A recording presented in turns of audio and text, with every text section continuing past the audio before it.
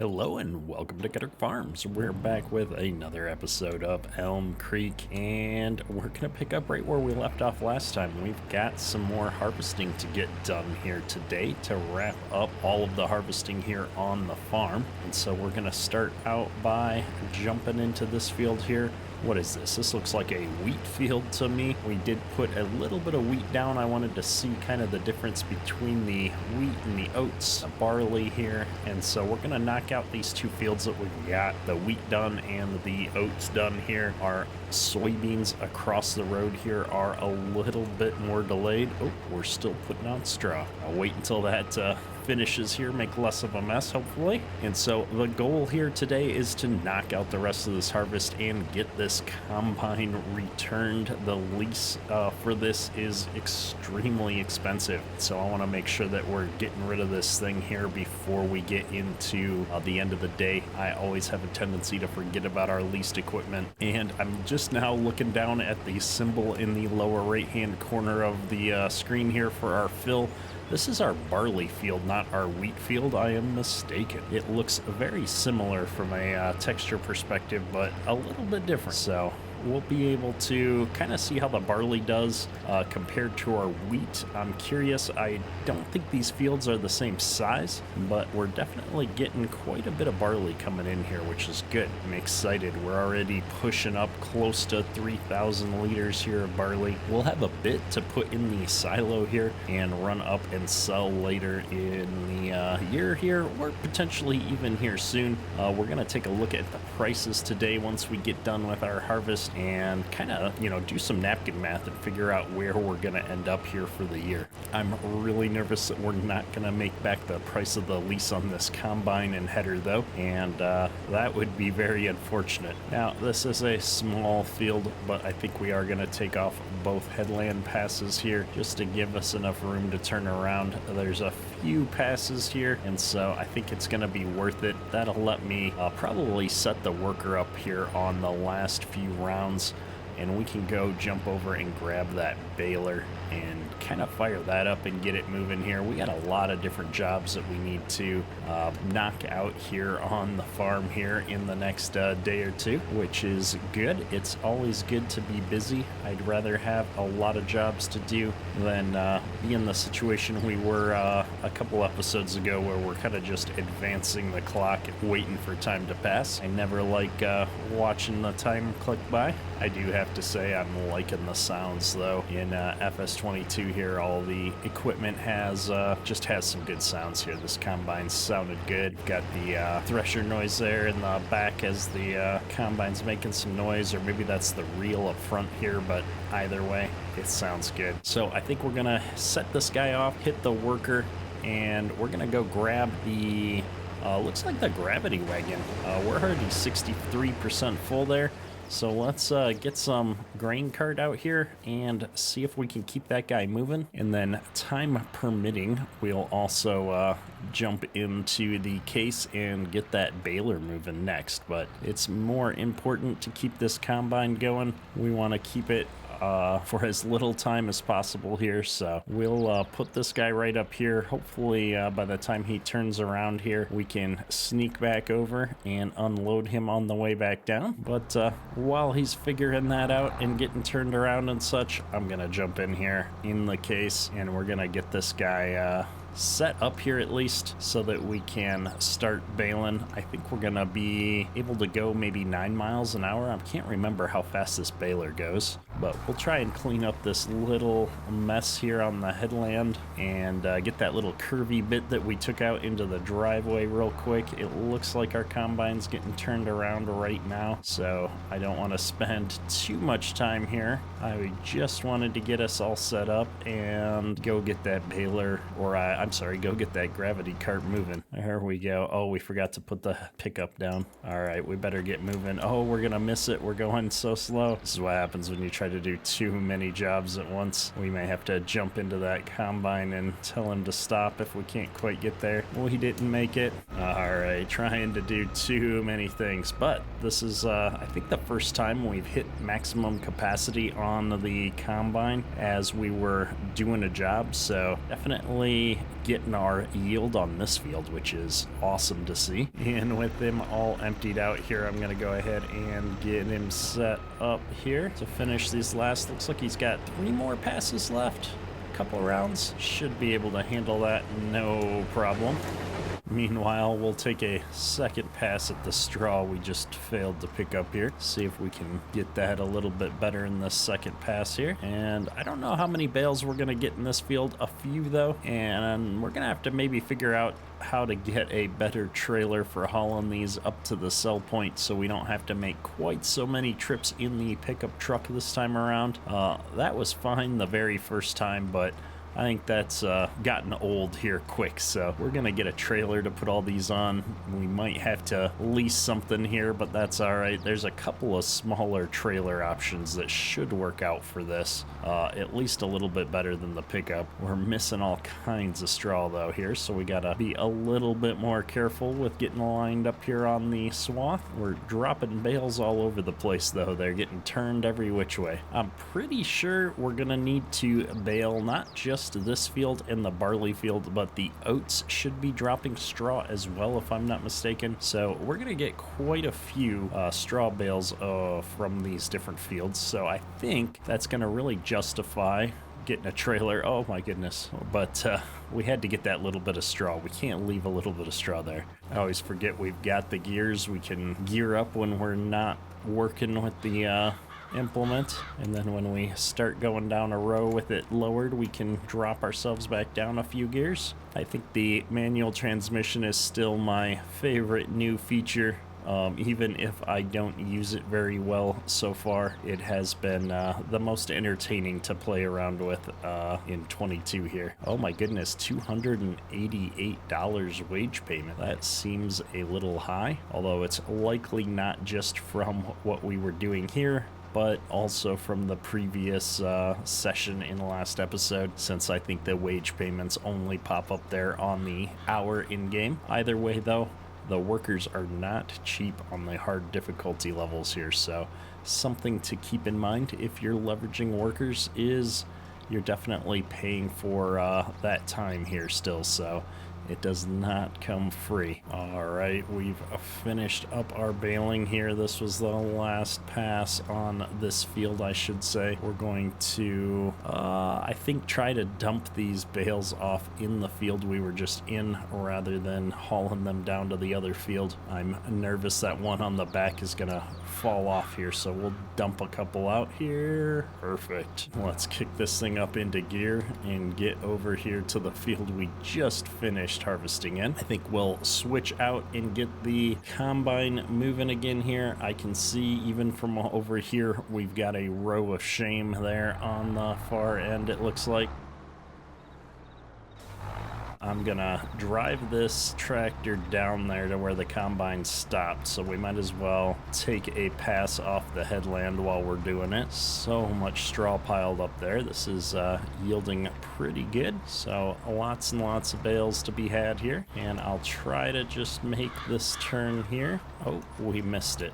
All right, we'll call that good enough. We'll just get it lined up here, and then I'm gonna go ahead and shut this setup down. Again, harvest is the key here. Kind of surprised that the worker didn't turn and pick up that last strip here, but it is what it is. I think what we'll do is try to hug this way and dump it alongside the other windrow here, on the off chance that the baler's gonna be able to pick all that up. It would be nice, but likely not gonna happen. And we've got another 30% in the hopper here to go into the grain cart, which is not too bad at all. So we'll unload here and go open up this oat field. I think the easiest thing to do is going to be to take the headland pass up here along the road and follow that down around by the creek there and see where that leaves us. So, and there's our confirmation. Definitely got the straw from the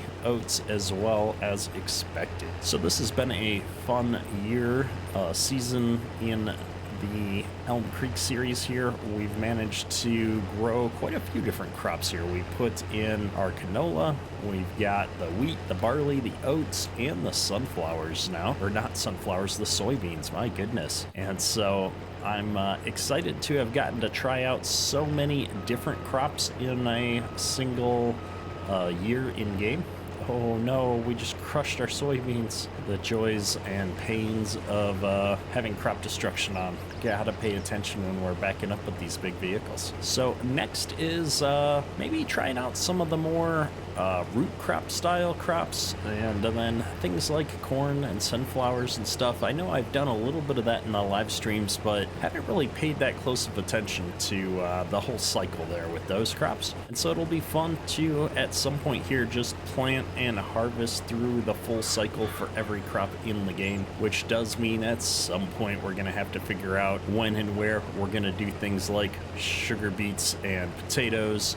And I think sugarcane's still in the game. I can't imagine they took it out. I just haven't paid attention to whether it's in there. But I'm sure that's there as well. So not sure that's a good fit for a Midwest American style map. We may have to wait until something in a little bit warmer of a climate comes out to try something like that, though. So we've made it around the field once here, and we're sitting at just shy of 30% of our hopper here. So we will definitely fill the combine up again, going through all of these oats, but it's not yielding quite like that barley did. I mean, I think this field 48-49 combined is a bit of a larger field, and I don't know, I think we're gonna get not that much more oats off of it. So barley's definitely winning out on the yield here right now for us. And just looking at how this field is laid out, I'm thinking what we're gonna do is take this headland pass off and then maybe set the worker up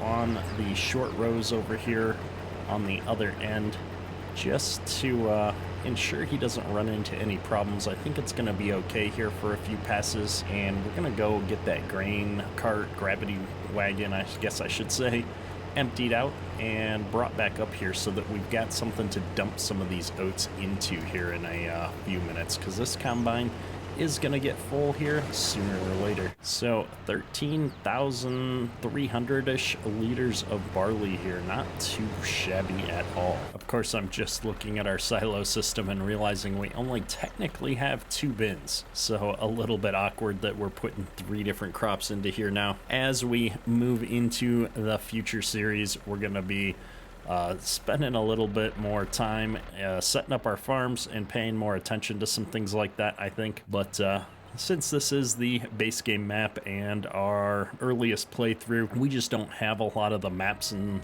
mods and stuff that we need to really go full out realism mode. So we'll kind of hold off on that for our next series. I think we're almost there. There's a ton of great mods coming out right now, and so I'm looking forward to diving into something a little bit more, I guess I'll say serious as we get into our next playthrough. But for this series, we're just trying some new things, having some fun, and seeing where it goes. So I'm going to try and get our cruise control set up here. There we go. Oh, camera's getting a mite finicky with that auger for some reason. Not too bad. And we've already got over 5,000 liters of oats here in the gravity wagon, so we're doing pretty good. Not too shabby at all. Now, I'm gonna hop out here, and we're gonna help this combine out a bit. It looks like we did catch up with where we've got our greenhouses and stuff set up here. I don't want to run into that whole setup, cause a mess. Be a shame if we tipped over our semi with all of our pallets in there, although I do believe they're strapped down. But I've seen stranger things in Farming Simulator, and so if we just take another headland pass off here, that should free us up a bit to have some more room for turning around for sure. And as I look at the field, I'm thinking, maybe these are the long rows for this section. So we're gonna switch things up and have the combine go up and down this way for a few passes anyway, I think. See how this works out. We may have to clean up just a smidge on the corner as we get up there, but I'm gonna hop out and get the gravity wagons out of the way. We're gonna just pull this up here onto the road, and there's our next hour and $163 of wage payments. So I mean, it's spendy. We've only done a little bit here, these couple of small fields, and we're spending some pretty big dollars. So I think we're gonna go ahead and hop in here and take over for the hired help here. I am liking this longer row here, so we're gonna take this down on the angles just for the fun of it. The less turning around I have to do when it comes to baling, the better. So we're gonna take advantage of the longest possible row here with the combine, and this should be our last field here, so we're getting close. I'm like, the anticipation of seeing where our numbers are going to end up and how much yield we get off of all of these fields is building here for me. I've been thinking about it a lot, but I've resisted the urge to kind of take a look at the numbers and do the napkin math ahead of time. So we're going to take a look at that here together, and you guys can experience my excitement or disappointment, I suppose, with how those numbers land. We'll do that together here after we're done with this field. I think we're running out of these longest rows here as we start to get around the corner. Have to maybe take one more pass up here. I don't know. I think we're kind of locked into doing the rest of these at the angle now. I'm not sure what the optimal way to do this is at this point. Yeah, we messed up and didn't put another pass here along the creek. I don't think I really intended to be doing these diagonal rows like this when we took our headland pass off. So now we're getting to a point where backing up and catching the next row is getting just a little bit awkward. I guess we can always do the curvy backup, but I don't want to put the auger into the trees. My goodness, we're just not well thought out on how we approach this field towards the end here. At least we have a hydrostat drive, so we're able to do what we need to do without having to shift around through a bunch of gears here. I'm watching my hours gauge down here as well. I'd really like to finish this up before we get to 1 hour of engine time. That way we're not having to spend any more than is necessary on this lease. Get our angled rows really crooked over here, so I'm going to try and straighten that back out here. We're having to go all over the place. We've got just the smallest little triangle here. It's going to be easier to back up and take that last pass than to try and turn around again, I think. So that's what we're going to do here. And just like that, we're done with all the harvest we've got right now. We've got this soybean field over here, field 50, that we're going to have to sort out here at some point. But I don't know, like, I feel like maybe we should keep this combine leased until then, but like, I don't know. We would have to wait all the way up until October, which is gonna be 1, 2, 3, 4, 5, 6 days of whatever the daily lease cost is. I can't imagine that that's gonna be a friendly lease price. So I think we're gonna return this and see how we've done on this part, figure out what we're gonna do with that. Maybe we'll be doing some contracts or something, and we can justify another lease. I don't know. Let's take a look at that map here for a second. If I look at contracts for harvesting, we've got a couple of cutter harvester contracts, but they're not worth anything. Like, so field 53 is the biggest at $2,633. Where is field 53? Oh, that's right over here. That's not too bad of a field. Maybe we should grab that one and use that to offset the price of this harvester. We're gonna do that. I'm gonna not turn that contract in though. We're gonna do that contract and do that math here. I'm really worried now that I accepted that contract that we're not going to be able to finish it because there's currently a bug with the way that contracts are working in FS22. It's a lot like the issues with precision farming where, oh, we didn't actually accept that contract either. Or if we did, it's not showing up here. So that's unfortunate. I was actually kind of looking forward to having at least a little bit of income, but as long as that's not going to work, we'll try to run over our soybeans again. I think we're going to bring this up to the yard and we'll do the math on how much we're making on harvest here before we return this. Just out of curiosity if we should keep this lease or not. Unfortunately, I haven't seen a way to figure out what my daily lease costs are. It was just like a flat lease amount when I leased it from the store. The breakdown detail on all of that isn't as visible now as it once was. Yeah, there's no indication in here of what the daily lease cost is going to be. And if I come in here and look at this, there's also no real indication of the lease price. Let me save the game real quick before we hit that lease button. I can't remember if it just leases or gives me an opportunity to see what the lease is going to be. I don't have enough money, so it's not going to tell me. So this is the part that I have found underwhelming about this current store setup, is the lease information is a lot harder to follow. But with that, let's go ahead and run this gravity wagon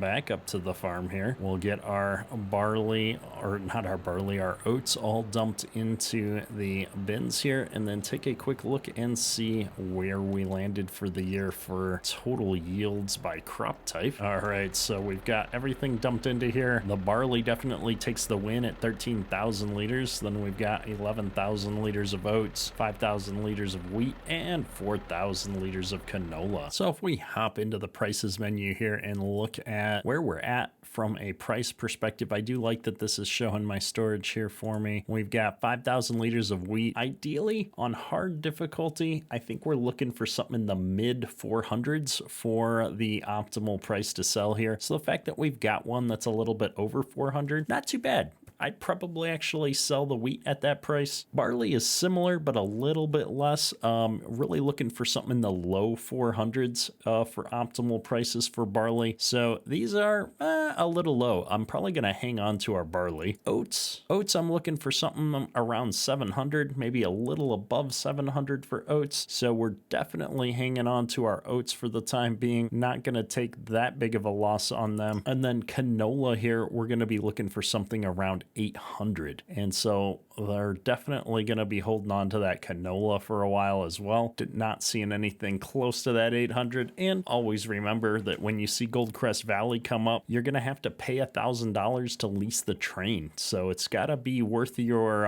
while. You got to have enough volume across multiple crops. You do have multiple train cars. So if Goldcrest Valley is a high price at more than one of your crops, it could be worth it. But for us right now, not really worth it. I think the only crop here that I'm looking to sell, this is going to be the wheat, and this is coming in a little bit above the average here. So if we just kind of think about the optimal prices here that we're thinking about for how much of the wheat, barley, oats, and canola we have, really we're looking for about 450 with wheat, about 400 with barley, about 700 for oats, and about 800 here for canola. And not seeing those prices now. So if we hung on to our crops and got those optimal prices, napkin mathing that out here on my phone, we're talking about making about $18,000 off of those four crops. And we find ourselves stuck in a situation where I need to figure out how to harvest these soybeans, and we're either going to have to hang on to our lease until these are ready in several months, or lease again. And that lease for that combine that we got, which was a little bit above what we needed, was like $15,000. So by leasing a harvester here, a combine, we're really only going to make about $3,000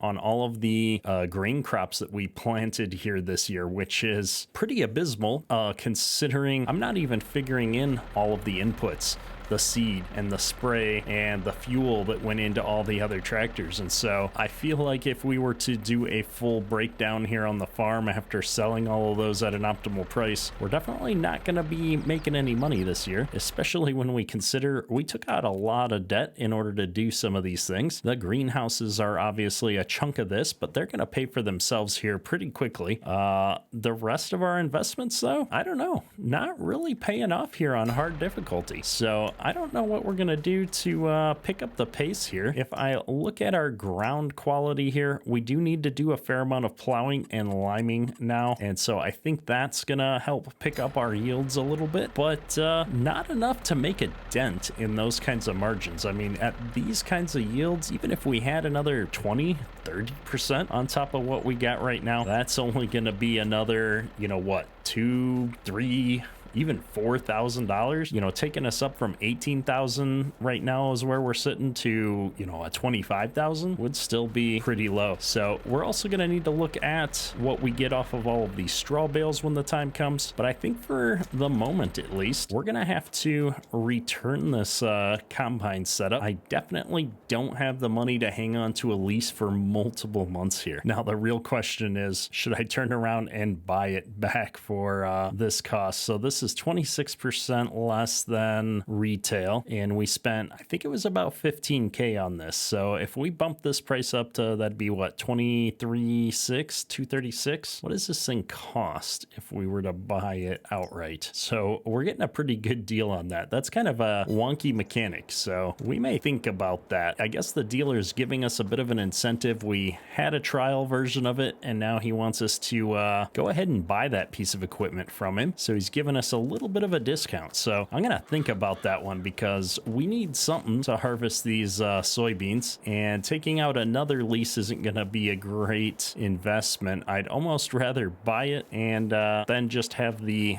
debt to worry about. We do have a fair amount of debt now, and that would be a bit more. We do have the money for that, and I feel like we'd probably make more progress paying off the loan with our proceeds than we would continuing to pay on leases year after year right now. So I think at least on hard difficulty right now with where things are at, we'd be better off making the purchase. Now I'm curious how long those leases stick around, or not the leases, but the sale items are going to stick around. Like, can I advance one day and see what our current loan amount is going to be and have that vehicle still be there? We may have to save and play with that before I make a final decision. So, well, I may be doing that between now and next episode. We'll save the game before midnight ticks over, and then see what happens the next day with what's available in the for sale category there. But I'm feeling like it probably makes sense to go ahead and buy that combine. I don't know. Let me know in the comments what you think. I'm not sure we'll get to those before I have to record the next episode, the way things work out sometimes, but I'm still curious to hear what everybody thinks we should do here, and what you think about the current state of leasing and the way that that shows up in the for sale category as soon as you return the lease. I think it's an interesting mechanic. It doesn't necessarily feel balanced to me right now, but I don't know. Maybe I'm just a stickler for things. It's kind of a nice feature though. You know, I leased it. I kind of liked it. I wouldn't mind owning it. And now they're giving it to me on a pretty good deal. I got to think about that. Either way, we've got a fair amount of baling to do at this point. And so I think I'm going to jump into the rest of this baling and think really hard on some future purchase decisions here off camera. And we'll check back in next episode and figure out what we're going to do. Well, that's all for today. Ketterk out.